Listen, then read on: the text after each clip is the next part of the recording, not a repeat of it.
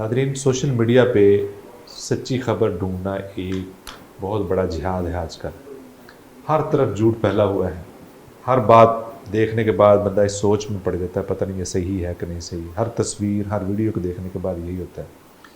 बहुत सारी ऐसी खबरें हैं जो बहुत ज़्यादा वायरल हो जाती हैं, लेकिन बाद में पता चलता है 3-4 दिन वो हर जगह मशहूर हुई, फिर बाद में फिर इस बात में मशहूर होती है कि ये तो गलत थी, फिर मशहूरी ये चलती है।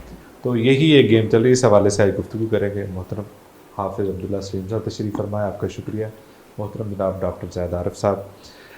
अब्दुल्ला भाई, आप क्या समझते हैं कि इस वक्त सोशल मीडिया पे बहुत सारी ऐसी खबरें हैं, आप भी उनसे मुतासर होते हैं, जो फेक होती हैं, बाद में पता चलता है? सही साहब, ऐसा है कि आपने शायद देखा हो कि 2-3 दिन से हमारे एक सोशल मीडिया के प्लेटफॉर्म पे, जिसे हम फेसबुक कहते हैं, वहाँ पे एक वीडियो चल रही थी जिसमें एक डाकू और एक बाप बेटी के मुतल्लक जो है वो तनाज़ा देखा जा रहा था, जिसमें आपने देखा होगा कि बहुत सारे जो लोग हैं वो पहले तो इस बात पे चल रहे थे कि वो बेटी ने जो है वो कोई ऐसा बिहेव किया जैसे वो जो डाकू था उसके अंदर कोई बाप की मोहब्बत बेटी की जाग पड़ी और वो सारा उसने प्रोग्राम जो है वो उसका कुछ लूटा हुआ जो था वो वापस किया, जिनको ऐसी चीज़ें जज्बात से खेला गया। जज्बात से खेला हुआ ऐसी चीज़ें चल रही थी।